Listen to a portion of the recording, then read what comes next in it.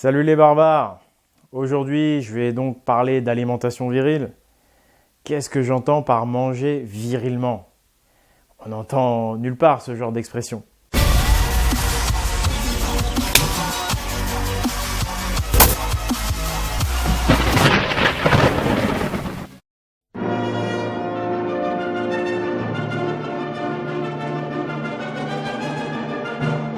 Ce que je veux dire par là, quand je parle de virilité, et cette notion de virilité pour moi, elle est essentiellement dans la conduite de l'homme.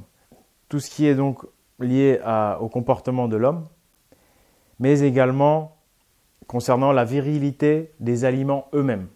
Il y a des aliments effectivement plus virils que d'autres. Dans viril, il y a le mot vie, ça commence par vie, V-I. Donc il faut savoir que vous avez des aliments qui contiennent de la vie. Et cette vie, en fin de compte, elle est basée sur des énergies magnétiques, elle est basée sur des enzymes. Les enzymes, ce sont des choses qui vont vous aider à digérer, des choses qui vont vous apporter une énergie magnétique, tout simplement, qui va recharger vos batteries d'énergie donc vitale. Là, on parle d'énergie vitale, on parle de vivant. Bon, c'est des concepts peut-être assez nouveaux pour certains, mais on en parle de plus en plus sur Internet. Je ne suis pas le premier à en parler. Et effectivement, dans virilité, il y a le mot vie. Et donc, un aliment viril, eh bien, c'est un aliment qui est vivant, qui va avoir son énergie propre. Un aliment qui ne sera pas mort. Vous mangez une banane, elle est crue, et bien dedans, vous allez récupérer cette énergie magnétique, ces enzymes, qui ensuite vont donc pouvoir être utilisées directement par votre corps, qui vont même servir pour recharger votre stock d'énergie vitale. Alors que si vous mangez quelque chose de cuit, si cette même banane vous la faites cuire, eh bien vous allez par la cuisson détruire toute cette énergie électrico-magnétique. Vous allez la détruire et vous ne récupérez pas du tout cette énergie. Et quand on mange que des aliments cuits, eh bien on ne recharge jamais ces batteries par l'alimentation. Et donc c'est très problématique. Donc choisir des aliments virils, c'est choisir des aliments vivants essentiellement. Ensuite, dans un second temps, donc ce que j'entends par virilité concernant le comportement, eh bien ça va être le comportement de l'homme, ça va être sa virilité intellectuelle, sa virilité morale. Qu'est-ce que ça veut dire virilité intellectuelle? Et oui, virilité en général, on entend parler de ça uniquement pour le corps, pour la force physique, voire même malheureusement pour la brutalité. Mais le mot virilité a été malheureusement un petit peu dénaturé. La virilité intellectuelle, c'est être capable de discerner le vrai du faux, de comprendre les choses. C'est être capable de s'apercevoir que l'on est dans un monde basé sur le commerce, où le commerce est vraiment la nouvelle idole, cachée, mais en tous les cas, le système est basé là-dessus. Et donc, qu'est-ce que le commerce? Eh bien, c'est tout simplement le premier principe du commerce, s'il y en a qui en ont déjà fait. On vous dit toujours, il faut faire rêver le client. Voilà. Faire rêver les gens. Donc, qu'est-ce que le rêve? Eh bien, le rêve, ce n'est pas la réalité par définition. Donc, si ce n'est pas la réalité, c'est que c'est faux. Donc, on arrive tout de suite au mensonge. Donc, on est dans un monde, en fait, où on s'aperçoit que le mensonge est admis, même complètement admis, largement toléré, à tel point où ceux qui nous gouvernent, en fin de compte, sont élus en fonction de leur capacité, je dirais, à gérer cet art de mentir, de ne pas dire la vérité. Le besoin du commerce de faire rêver les gens et donc de travestir la vérité est tellement grand qu'il est carrément parvenu à établir le mensonge pratiquement comme une valeur. Ouais, quasiment, c'est devenu une valeur de pas être franc en tout cas. Moi, combien de fois on m'a reproché d'être trop franc? C'est vrai, on reproche souvent aux gens d'être trop franc. Mais si on regarde bien, mais ce n'est pas naturel d'être trop franc. La franchise, c'est une qualité. Et bien on en est arrivé à dénigrer des qualités. Vous imaginez dans le paradigme dans lequel on vit dans un paradigme vraiment tellement axé sur le besoin de vendre que le mensonge est devenu pratiquement la valeur de référence, j'ai envie de dire. C'est malheureux, alors que c'est plutôt une anti-valeur. Et moi, j'aime beaucoup l'époque des Vikings et des païens, parce que pour eux, le plus important, c'était le code de l'honneur. C'était la droiture, la vérité, la fidélité. Bref, aujourd'hui, hein, il y a eu une inversion des valeurs et malheureusement, on est obligé de faire avec. Donc voilà, ça, c'est de la virilité intellectuelle, être capable de discerner qu'on est dans un monde de mensonges et donc être capable de remettre en cause certaines choses et de se dire, tiens, est-ce que là, ce qu'on croit, c'est peut-être pas tout simplement le commerce et le but commercial qui est derrière toute chose qui a fait qu'on nous a raconté ça. Et là, on est capable donc de pouvoir discerner librement en tenant compte de ce fait, c'est-à-dire tenir compte de notre environnement extérieur, de l'environnement global extérieur, et se dire, voilà, discerner le vrai du faux et avoir la vérité sur l'alimentation. Aujourd'hui, on a Internet, on a cette possibilité. Et il y a également des tas d'écrivains qui font des super bouquins là-dessus. Troisième chose, donc la virilité morale, c'est-à-dire, partant du premier postulat qu'on est dans un monde de mensonges, est-ce que cela correspond à mes valeurs? Personnellement, non. J'ai toujours eu horreur de l'hypocrisie et du mensonge. J'ai toujours préféré la franchise, la droiture, la fidélité. Et de toutes ces trois valeurs-là découle l'honneur. L'honneur qui est une valeur très chère aux Vikings, très chère aux Celtes et à tous ces païens. Et l'honneur, c'est fantastique parce que c'est une nourriture morale, c'est une nourriture même, je dirais, spirituelle. Vous avez la capacité, si vous créez un code d'honneur, en fonction donc de votre discernement intellectuel, qu'est-ce qui selon vous va être, je dirais, le meilleur pour vous et pour les autres, vous allez pouvoir vous faire un code de l'honneur, un code moral, et si vous le respectez, envers et contre l'environnement extérieur, et bien là, vous allez pouvoir vous nourrir, je dirais, d'une fierté, de ce qu'on appelle l'honneur. C'est une nourriture, je dirais, spirituelle, et c'est tout aussi important que la nourriture physique et les aliments qu'on va manger. Donc, vous inquiétez pas, je vais bientôt venir concrètement à des exemples de ce que je préconise vraiment de manger ou de ne pas manger.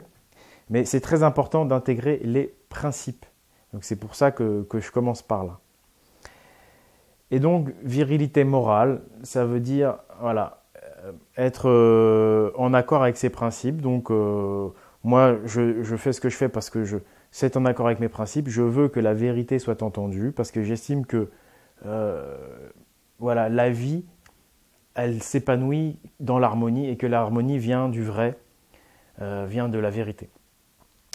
Et en plus, ça m'a fait énormément de bien et c'est pour ça que je veux le partager avec vous.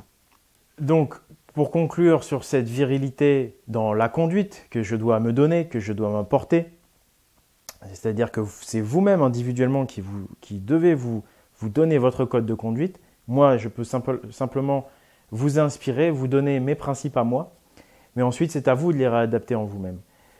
Cette virilité dans la conduite, je vais essayer d'expliquer ça avec une métaphore assez simple. C'est comme si on était tous individuellement dans une barque. Et on est tous donc dans un océan. Et cet océan, c'est le monde extérieur, c'est la société, c'est les médias, c'est les politiques. Et ce monde extérieur, cet océan, donc il a un courant. Il a parfois des tempêtes, des vagues. Donc il emmène, je dirais, toutes les barques dans un sens, le sens de ce courant. Quand on est viril, eh bien, et qu'on s'aperçoit que ce courant n'est pas le meilleur pour nous, eh bien, on décide de ramer et de ne pas se laisser emporter par ce courant. Ça veut dire être maître de soi-même, vouloir être maître de son destin. Mais ça veut aussi dire donc qu'il y a quand même une forte influence provoquée par ce courant. Donc je rame, mais je rame autant que je peux et je fais ce que je peux parce que le courant, on le sait, est souvent plus fort. Donc être conscient que je peux ramer, être conscient que j'ai une rame et que même s'il y a du courant et qu'il est fort, eh bien ça va changer les choses. Rien qu'en donnant quelques coups de rame tous les jours, ça aura forcément une influence, ça va changer les choses et c'est là où vous pouvez vous nourrir de votre nouveau code de l'honneur et vous dire, voilà, moi j'ai fait ce que j'ai pu, je fais ce que je peux tous les jours, je donne mes coups de rame. Évidemment, le monde va dans un sens qui ne me plaît pas. Je suis moi-même emporté par ce courant, il faut en être conscient, mais j'essaie d'aller contre. Ce qui compte, c'est l'intention. C'est ce qu'il y a au fond de vous, c'est votre flamme. C'est vers où vous voulez aller. Et donc, à partir de cette énergie virile que vous avez au fond de vous, vous allez ramer. Il ne faut pas oublier que les Vikings, c'est des rameurs. Voilà, ils sont sur leur drakkar et c'est des rameurs. Bref, je ne vais pas expliquer l'histoire des Russes, quoique si, j'ai le temps. Vous savez pourquoi on appelle les Russes les Russes? Tout simplement parce que ce sont des Vikings à la base qui ont fondé cet État, et c'est un État donc viking. Et donc ces Vikings qui sont arrivés dans ce qui est aujourd'hui donc l'actuelle Russie, ils ont rencontré des autochtones, des Slaves, qui les appelaient les Russes parce que dans leur langue russe ça veut dire roux. Et effectivement ils avaient probablement pas vu beaucoup de roux avant, et chez les Vikings il y a beaucoup de roux. Et en norrois, russe, ça veut dire rameur. Donc ces deux mots qui phonétiquement étaient assez similaires, russe, l'un voulant dire rameur, l'autre roux, ont donné le nom de russe et donc de Russie. Donc vous voyez que cette notion de rameur est super importante, et c'est pour ça que moi je m'appuie aussi sur les anciens et sur les Vikings, parce qu'ils ont vraiment une philosophie fantastique qui va nous permettre à nous tous de nous sortir de là. Donc vous donnez vos coups de pagaie, vous donnez vos coups de rame, vous êtes un Viking, et derrière, vous savez, au fond de vous-même, vous allez être fier de vous-même, vous allez être, comme on dit, tranquille avec votre conscience, vous allez bien dormir le soir, et même si ils sont très nombreux à avoir tort, même si votre frangin, votre père ne vous comprend pas, il vous dit que voilà, ça ne sert à rien, même si eux, ils veulent vous faire manger du McDo, eh bien si vous dites non, je suis désolé, je n'ai pas envie de le manger, le soir en dormant, vous pourrez vous dire, voilà, j'ai donné mes coups de pagaie, j'ai pas cédé, j'ai été viril, j'ai été dans ma direction à moi, et je peux en être fier parce que vous avez donc contribué à changer ce monde. Bon, bref, après ce petit interlude philosophique, je vais en venir plus concrètement donc. Voilà, pour ceux qui n'aiment pas la philosophie, vous pouvez respirer. Je vais en venir concrètement donc aux aliments, et en vous donnant des exemples de ce que moi je consomme. Mais il faut que vous gardiez en tête qu'on est tous différents et que c'est à vous-même de vous faire votre propre expérience. Moi, j'ai une barque, vous avez aussi une barque, mais on n'a pas tous la même barque, d'accord? Donc, je rappelle les deux grands principes de l'alimentation virile. Mais oui, je suis un homme de principe, désolé, ça enchaîne. Le premier principe, c'est ne pas nuire à votre embarcation, ne pas nuire à votre corps. Donc, ça veut dire quoi? En terminer avec le sel non naturel, et d'une manière générale ne pas trop saler ses plats, et si vous prenez du sel, prenez du vrai sel, du sel de Guérande par exemple. En terminer bien sûr, bon là tout le monde est au courant, j'invente rien, avec les sucres rapides, tout ce qui est sucrerie, pâtisserie, ça c'est évident, vous le saviez déjà, coca, soda. Et ensuite les deux autres grands principes moins connus, mais ça commence à venir, c'est stopper les produits laitiers, ou en tous les cas arrêter au maximum, je ne vais pas dire stopper totalement, on y reviendra. Et la même chose pour tout ce qui est à base de gluten, tout ce qui est à base en fin de compte de blé et de farine de blé. Mais d'une manière générale même, j'irais faire attention aux céréales et donc à tout autre type de farine.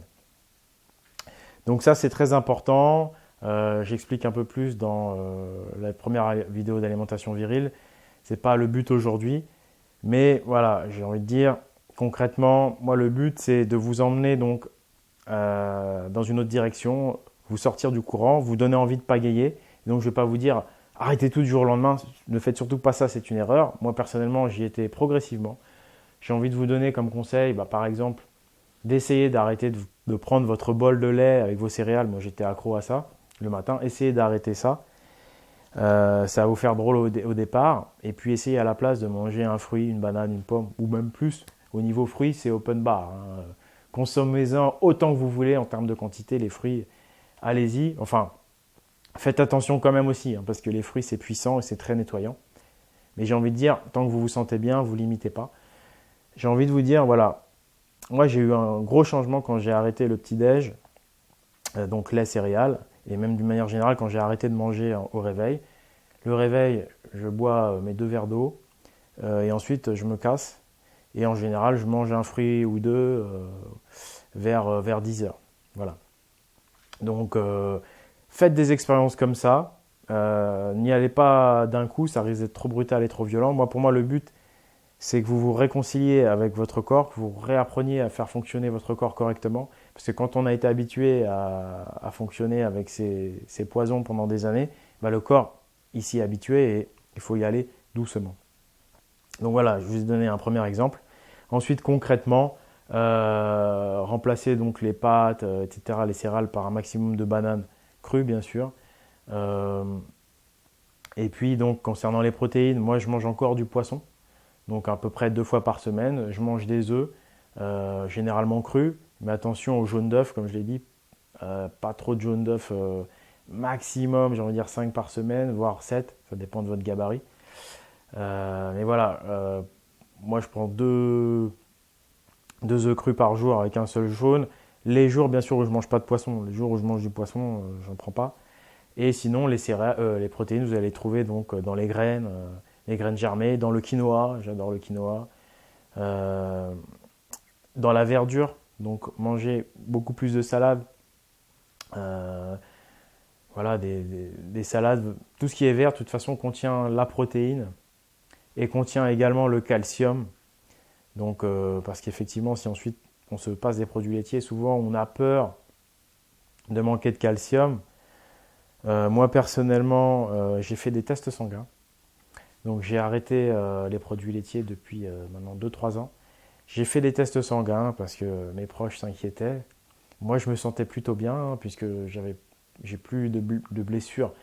J'ai plus du tout de blessures sportives alors que j'en avais régulièrement avant, depuis que j'avais commencé ce régime. Et effectivement, les analyses sanguines ont confirmé que j'avais un taux de calcium largement supérieur à la moyenne parce que je mangeais des verdures tout simplement. Et c'est là qu'on récupère le vrai bon calcium. Ensuite, le deuxième principe. Deuxième principe, donc, c'est prendre le meilleur pour soi. Prendre le meilleur pour soi, c'est ce que je disais au début, c'est prendre des aliments virils, c'est-à-dire des aliments vivants avec de la vie, des aliments qui sont actifs. Parce que quand vous mangez quelque chose de cuit, c'est mort, c'est à votre corps de se démerder avec. Donc ça utilise beaucoup d'énergie pour digérer, etc. Ça vous prend pas mal d'énergie déjà. Et derrière, vous ne récupérez aucune énergie vitale. Alors qu'un aliment vivant, vous avez l'énergie vitale qui est là, vous la récupérez. C'est vraiment exceptionnel, excellent les effets que ça produit. Consommez donc ces produits crus, donc essentiellement, effectivement, ça va être des fruits. Consommez-les en dehors des repas, ça c'est super important. Ne les consommez pas, surtout pas en dessert, vous allez détruire les effets positifs. Consommez-les entre les repas ou à la limite en entrée. Je sais que ça fait un peu bizarre, mais il ne faut pas que ce soit mélangé pour profiter de toutes ces enzymes, de toute cette énergie vitale que vous allez récupérer dans les produits crus. Il y a la cuisson vapeur qui est excellente, qui est un excellent intermédiaire. Quand on est quelqu'un, par exemple comme moi, qui mangeait de la viande tous les jours, qui mangeait des pâtes ou du riz tous les jours, du lait tous les jours, des yaourts tous les jours, du fromage, eh bien, on a perdu le goût des légumes. On a perdu aussi, je dirais, la bonne façon de le digérer, parce que notre corps, on l'a tellement habitué à autre chose, qu'il ne sait même plus, je dirais, bien redigérer les choses. Et donc au départ, si vous allez un petit peu plus souvent que d'habitude aux toilettes, c'est normal aussi. Mais donc pour y aller doucement, moi je fais de la cuisson vapeur, j'ai fait une vidéo là-dessus. C'est un excellent intermédiaire, c'est une très bonne transition. Et même encore aujourd'hui, moi concrètement, je consomme encore de l'alimentation vapeur. Je conseille également, si vous pouvez, je vous conseille de boire des jus de légumes. Donc des jus de légumes faits avec un nouveau type d'appareil qui s'appelle un extracteur de jus.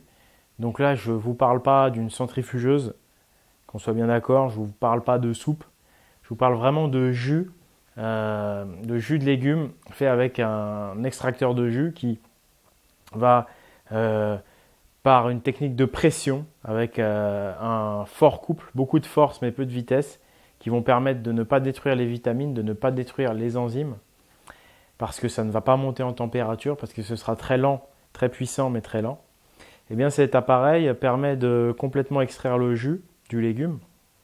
Et de l'autre côté, extraire toutes les fibres.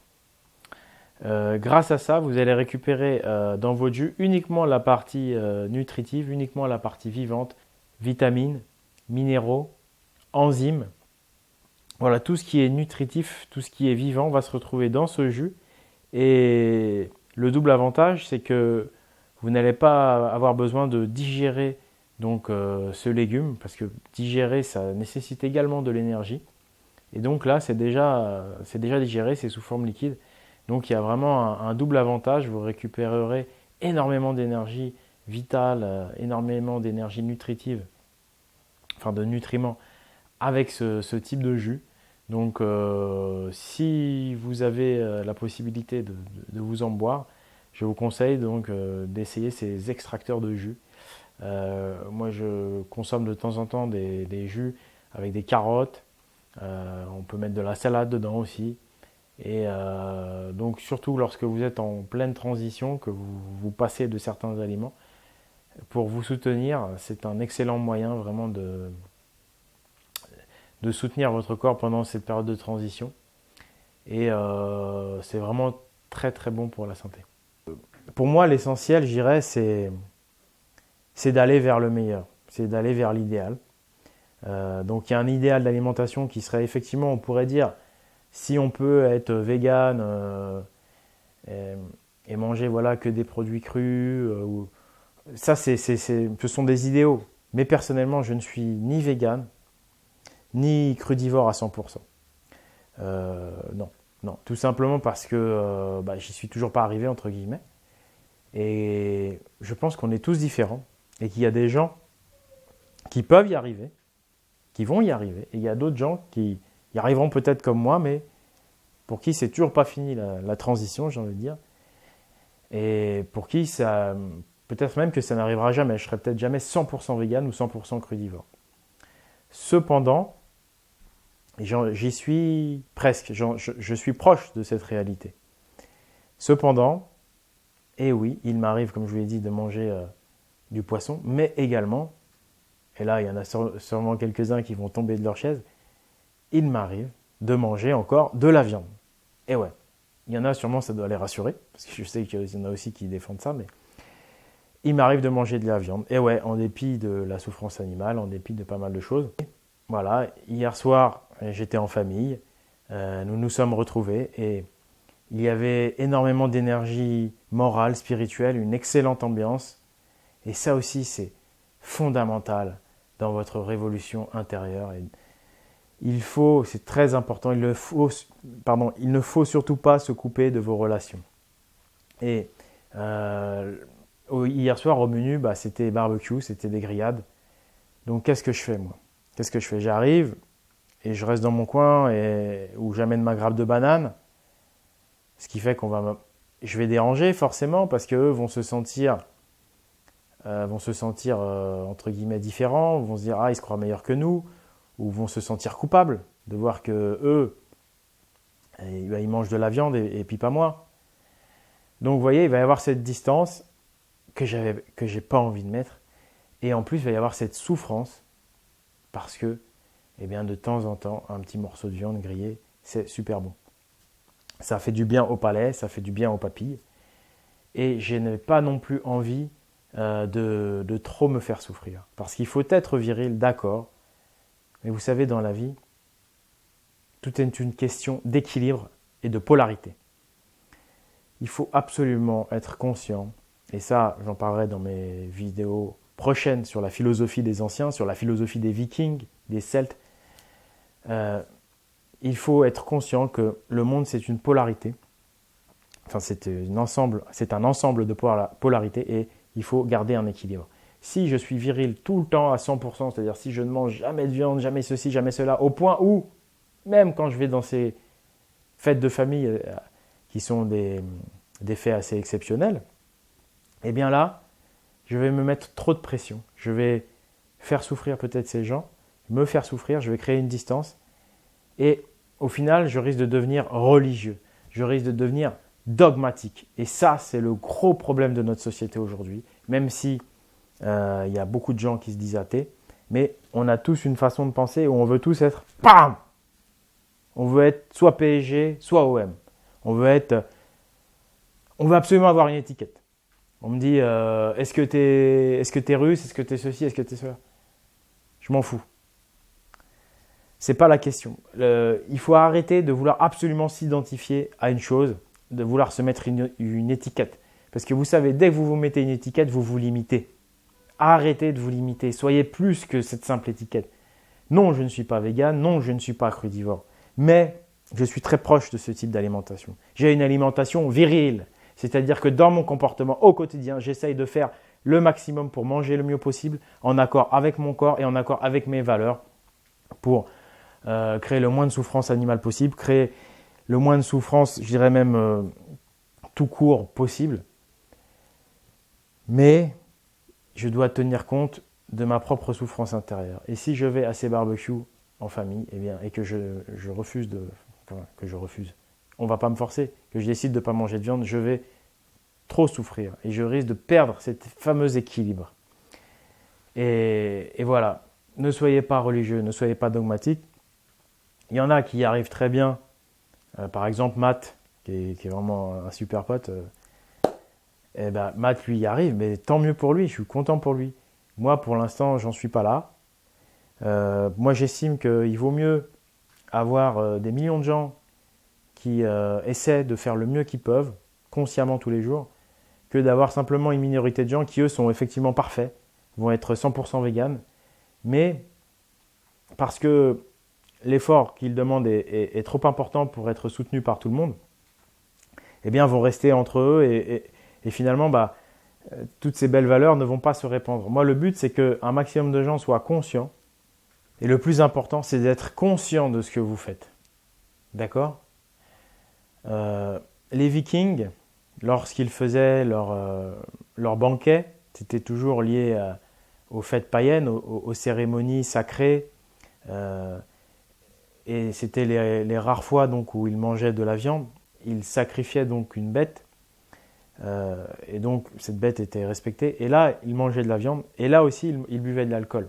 C'est-à-dire que là aussi, je ferai d'autres vidéos, les Vikings ne buvaient d'alcool, tout comme leur consommation de viande, que de façon exceptionnelle, que pour les cérémonies, les fêtes.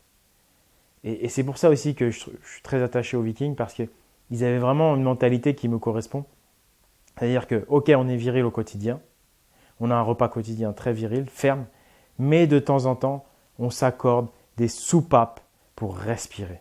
D'accord ? Parce que si ces choses-là existent, c'est qu'elles existent pour quelque chose. Elles ont une raison d'être. Si l'alcool existe, il a une raison d'être. Cependant, je vais calmer tout de suite ceux que ça réjouit, les Vikings n'étaient pas des gens qui buvaient tous les jours. Ils buvaient, selon moi, selon mes recherches, uniquement dans les cérémonies donc sacrées, les fêtes païennes.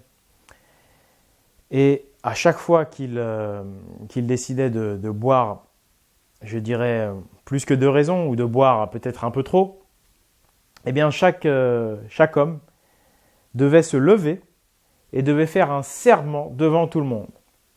Ça, je trouve ça dommage qu'on ait perdu cette notion de serment. Donc vous vous réunissez avec votre famille, tout le monde boit, je dirais, un petit peu d'hydromel, mais ça reste modéré. Et puis il y en a un qui a envie de se lâcher, il a envie de boire un peu plus, et peut-être un autre aussi. Et du coup, qu'est-ce qu'il fait ? Il lève sa corne et dit: je vous prie de bien vouloir m'excuser pour ce que je pourrais prononcer, pour ce que je pourrais dire, et de ne pas me prendre au sérieux, de ne pas tenir compte de ce que j'aurais pu dire aujourd'hui, car j'ai décidé à partir de maintenant de boire un peu plus que de raison. Voilà. Et il se rassoit. C'est pas beau ? C'est ça l'état d'esprit viking. C'est la conscience de ce que je suis en train de faire.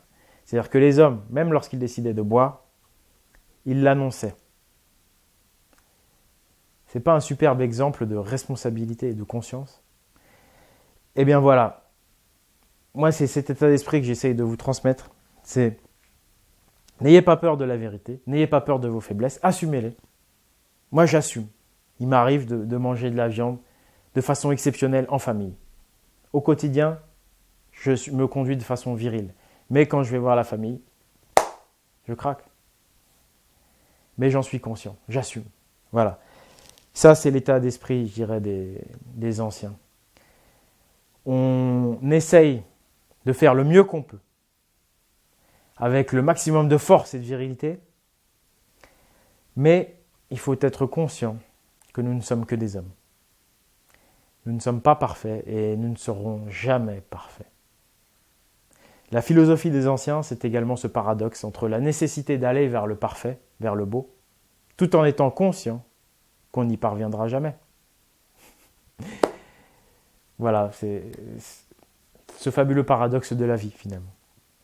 Voilà, donc à vous de faire vos expériences, à votre rythme, allez-y petit à petit. Moi, je vous conseille de commencer par diminuer fortement les produits laitiers, ensuite de diminuer fortement le gluten. Mais vous devez contrebalancer à chaque fois que vous enlevez quelque chose, vous devez rajouter quelque chose. Donc rajoutez des fruits, rajoutez-les au bon moment, consommez-les au bon moment. Mangez peut-être un peu moins aussi. Vous verrez que quand on mange moins, il y a des effets dans le corps fantastiques qui vont se produire ensuite. Voilà, allez-y doucement, faites vos expériences, tenez compte de ces principes. Voilà les barbares. Continuons à échanger. Vous aussi, continuez à échanger avec les autres. Ne vous coupez pas des autres. Faites vos expériences. Voilà, le principal, c'est qu'on avance tous ensemble. Voilà, on est, comme je vous dis, hein, on est tous chacun sur notre barque. Bon, nous essayons tous ensemble de nous diriger vers une autre direction. Essayons de ne plus suivre ce courant que l'on juge délétère. Essayons tranquillement, à notre rythme, au rythme de chacun, de mettre des coups de pagaie, de devenir des rameurs, de devenir des vikings. Voilà. En tout cas, je voulais aussi vous remercier pour tous vos messages. Parce que là, ces derniers temps, j'ai eu beaucoup plus de monde qui m'a suivi, qui m'a envoyé des messages. Ça me fait vraiment plaisir. Je remercie aussi donc Matt et le débrancheur qui ont fait un peu ma promotion, je dirais. Et voilà, en tout cas, merci à vous tous. Je vous embrasse. On continue et à bientôt.